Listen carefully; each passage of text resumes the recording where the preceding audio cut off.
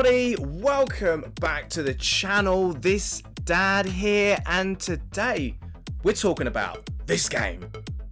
Yes, we are talking about Horizon Forbidden West. It's out in 2 days. 2 days. I'm so excited to play this game. I will be live streaming my initial reactions over on the channel, so please, subscribe down below, get yourself notified to when we go live at 7:30 on Friday.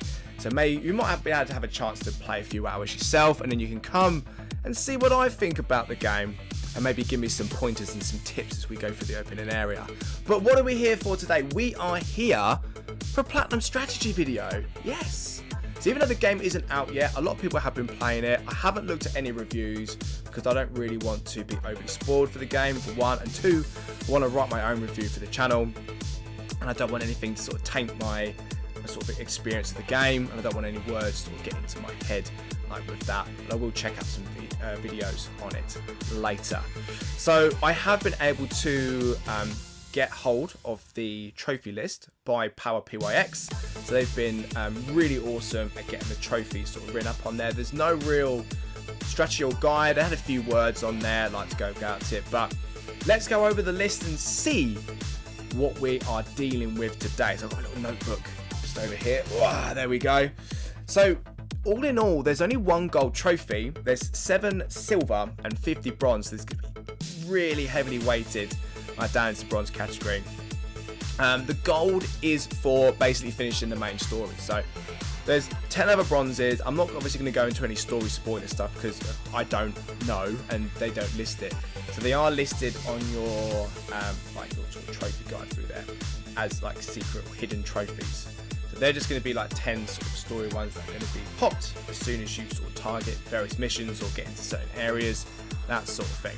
So we're not really going to delve too much into that because you're going to get those anyway for finishing the story. But that is where your 1 gold does actually come from. Most of the silvers are going to come from completing sort of like sets. We'll have a look at that in just a moment. So there's going to be some level progression. So we've got 2 bronze and a silver for level progression. They're hitting certain marks here. The top mark, I think, again, same as Horizon Zero Dawn, it's level 15. So once you hit that, you'll get your trophies like for that. Now, there are some side missions. So there are actually 5. I haven't listed them down. So again, I don't want to spoil too much like in terms of like who they're from. But essentially, we're going to have like NPCs that are going to give us some missions, and there's going to be like some trophies related to finishing those off. Okay, they're only bronzes, so I don't know if they're going to be particularly long missions, but they're going to be missions nonetheless. I don't know if they're going to be as big as something like the Tales sort of series in Ghost of Tsushima. I reckon it's going to be that sort of vein where like you complete them and then they will come and help you when it kind of comes to like later missions. So I'd like to think that they might be sort of be done as you go through. For this next bit, there's going to be a bronze and a silver for these next sort of like few trophies. Basically, you're going to be looking at tool necks, rebel camps, cores, hunting grounds, and there's also a whole bunch of stuff in here to do with the machines. Basically, collecting and defeating various machines on there. All right, so you've got these are going to be very reminiscent from Horizon Zero Dawn. Nothing here is going to be particularly different from that. So these are going to be, I reckon, sort of completed as and when you kind of come around to them. But if you haven't played them before, tool necks are going to be essentially your way of visualizing the map. So it opens up the map spaces for you. Your rebel camps are nice little, I suppose, little sort of gauntlets that you're going to get into as a spawn of enemies that you're going to need to defeat. Your cores are little puzzles that we need to work through. They'll have bosses in there, but the cores are ways of being able to like unlock your potential to override machines. That's how that sort of works. Your hunting grounds are little challenges that you need to do. There'll be all sorts of various things on there. No idea what they're going to be like in the new game. The machines are going to be for like defeating various machines, riding them, like various different kills, and also scanning them. So you need to scan every monster in the game. That's your silver trophy. So it's a big collection that we need to get done on there. So these next few may be slightly spoiler-ish. So if you don't want to hear about these, maybe skip ahead. But there's a whole bunch of new missions on here. These are really intriguing. I think these are going to be the sort of trophies that I think are going to be the most fun and most different from the base like Horizon Zero Dawn like gameplay. Because we've got missions essentially going to be a bronze trophy for a gliding. I don't think it's a mission. I think it's just gliding for a certain amount of time. So that's just a new mechanic that you need to do. But there's going to be some flying quests, gauntlets, salvage contracts, rebel outposts, relic ruins, and arena challenges. Oh, and machine strike challenges. So these are all, I don't know if they're going to be inside, because I've seen images of like the sort of Colosseum style arena that has been put up on sort of like adverts and some videos on there. I haven't, like I say, I haven't really looked at any major reviews on it. But I don't know if there's going to be a hub for that, or is there going to be like, they're going to be around the world that you're going to be traveling through. I don't quite know. But I reckon these are going to be really interesting missions to kind of get through. But from what I understand, I don't know if it's completing all of them or if it's just completing some of them. But it'd be great to sort of, I reckon these are going to be really fun to go through. Really, really fun. But I mean, flying quests are always a little bit of a pain, aren't they? Maybe that could be the painful one that we have to actually manage, is try and do that. So there's a whole bunch of like bronze trophies like for that. There's some battle mechanics on here, and there are 6 bronzes for various weapons. Collecting them, using elemental damage, stealth kills, tear damage, all this sort of stuff. So all sorts of battle mechanics. So again, I don't think there's anything there that's going to be out of the ordinary that you won't already do. But there's going to be a few bronze trophies related to that. There's a bronze for overriding machines, which kind of links into the riding of it and the cause. So you have to have the ability to override the machines, you have to then override the machines to then be able to ride them. So make sure that you're kind of doing all of those things. There's a secret boss that I haven't listed. Again, I don't want to spoil too much here, as much as I can. So there's a boss somewhere in the game. There's somebody that you have to defeat. So I'm guessing it's kind of like a secret boss. So that'll be something that you'll just need to, I don't know, you'll discover it at some point, I suppose, like in there. There's some upgrades, there's 4 bronzes for upgrades, so upgrades to weapons, pouches, outfits, that sort of thing.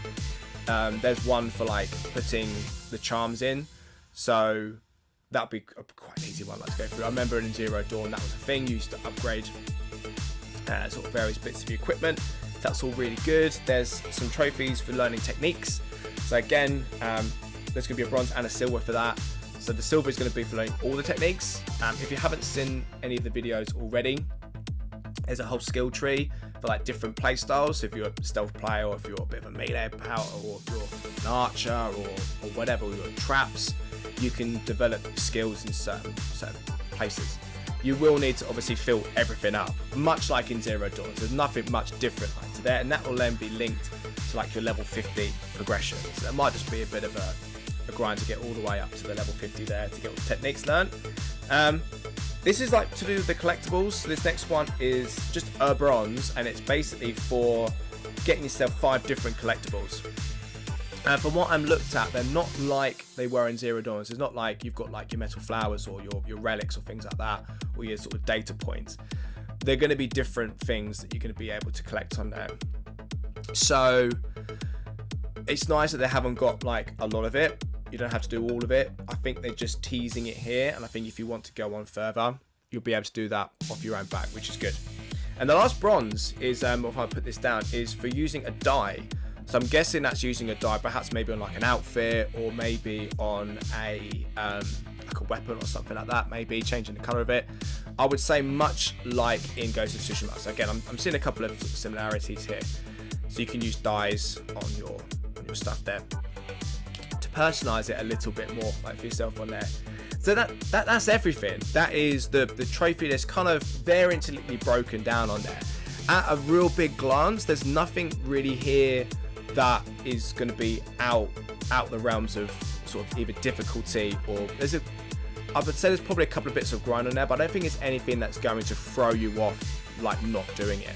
And there is kind of a purpose to kind of doing it, and I think most of the stuff is generally going to be like okay. It's a very modern list. I like it because it's all very much sectioned and broken down into sort of various sort of stages and that, where it's got like, you know, there's your mission ones, there's your side quest ones, there's a whole bunch here, there's, you know, battle mechanic ones, and then there's upgrades and collectibles, that sort of thing. So I think it's really, really well like put together list, and it kind of labels everything that you can do within the realms of the game. And it kind of wants you to experience all those things in the game, which is what a list generally should do. I don't think that's going to take, it depends on the size of the map. I reckon it's probably going to take more time than Horizon Zero Dawn was, but I don't think it's going to be a completely ridiculous, like, you know, overhaul of like time that's going to be needed for this. I think strategy, like looking at this, there's no difficulty related trophy. There's no new game plus or anything like that. This is a single playthrough run, and we should be able to do everything in one run. I don't think there's anything here that's going to require us to do that. So I will be probably playing this on normal, but I'm not going to be afraid to turn the difficulty down. I am not here for, you know, massive amounts of difficulty. You know, if you know me, I'm here for the story. I'm here for the ride. I'm here to be with Aloy, be in that world, experience a story, fight some robots, and have a good time. Like, I want to have some fun while I'm playing this. I want to feel like an action hero, you know, smashing robots around and absolutely, like, you know, owning the joint. It's what I like to do. So we'll be tackling side missions as and when we kind of go through. I reckon the big grind is going to be making sure that you scan all the machines. So I think from the off, maybe this is a mechanic that might get introduced to us from the very start in the opening area, taking some, you know, scans or some whatever we're doing for the monster, for the robots. And I think that's going to have to be something that you just basically, as soon as you see a new monster, boom, scan it. Boom, scan it, because you're going to need to make sure you do that. You're going to be taking down the robots anyway. So by defeating them, I think the thing that you're going to be coming back for is the mounts, because you're not going to have access to them straight away. You need to go into the cores to be able to have access to get to override the machines, to then be able to mount them. So that's going to be something that is probably going to be a bit of backwards and forwards like with it. So as soon as you get access to various things, try and remember like what ones you have access to. Maybe make a note of them when you finish the core, and then if you can, you know, obviously think about where like they are, try and get those mounts like sorted out so you can kind of tick them off as and when you kind of go through it. I think most of the level progression stuff, the techniques, you know, I'm very much like a stealthy, you know, shooting with arrows kind of guy. So I think that's probably where I'm going to be looking at, like doing that. But I don't think the techniques are going to be too difficult. Again, I like the fact that there's going to be like not massive amounts of collectibles to do in order for trophies, but I will be collecting anything I do find. And I am a bit of a completionist. So we'll see how that looks. I tend to try and get most things if I can. So I will be trying to look for this sort of stuff. I'm not going to just bypass it. I think it does a lot of world building, a lot of character building when it comes to like getting these down. Yeah, definitely looking at obviously completing as much of the side quest as possible, particularly the NPC related side quest. I think that's going to be particularly important. I remember in Horizon Zero Dawn that you had to get them all to be able to, like, not to say be able to do it on a mission, but you got your main trophy for being able to have all of them there.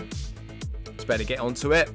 The tool necks are going to be a bit of a, and the cores are going to be a bit of a must as you get through that. So once you kind of see them, you make sure you get the tool necks done because they open up the maps, get the cores done. Hunting grounds I tend to leave. Rebel camps maybe, depends on how difficult the enemies are inside that. You can always come back to them and clear them up later. I think the most fun is going to be had on these new ones. You know, I mean, flying quests, if their flying mechanics are pretty good, I don't tend to mind them too much, but they do tend to be the worst ones. I think the one that I'm most excited for is the salvage contracts. I think that, because that's something very different. We had a bit of water in Zero Dawn, but nothing to this scale. And I like the fact that this game really feels like it's opening up to the skies, to the water. You know, it's really not just about traversing the world. It's about, you know, really exploring everything that we can through there. So I'm really excited about like those. I think they're going to be really fun. Yeah, some of the stuff really intrigues me, like machine strike challenges, arena challenges. They could be anything.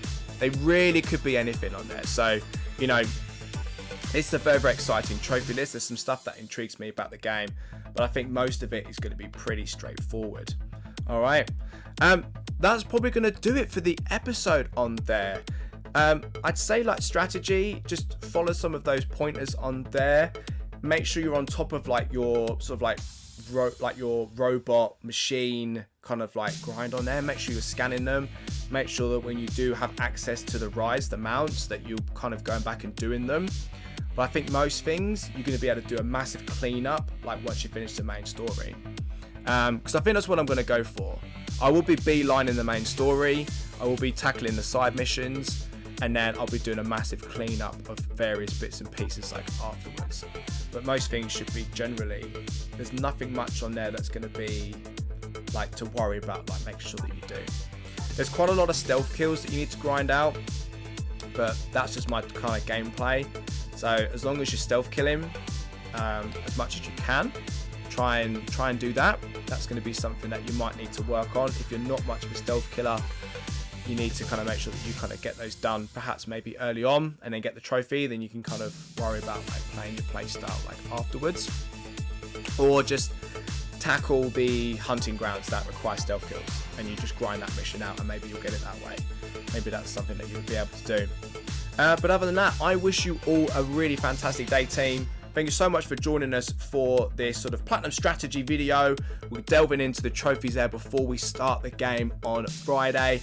We're going to be streaming it live 7:30 p.m. That is UK GMT time. So hopefully we'll be able to see you then for that. Don't forget, I've just launched up Ratchet & Clank Platinum Journey. I'll be writing up and filming Platinum Journey for Ghost of Tsushima next. Okay, I'm currently working on Final Fantasy X for another Platinum. So there's lots going on the channel. Please do check out the rest of the videos that we have over on the channel in the Platinum playlist. You better check out some other fantastic games over there. All right, but otherwise, everybody, see you on Friday. Best of luck with this trophy list, and I will see you on another video again very soon. Take care and keep hunting those trophies.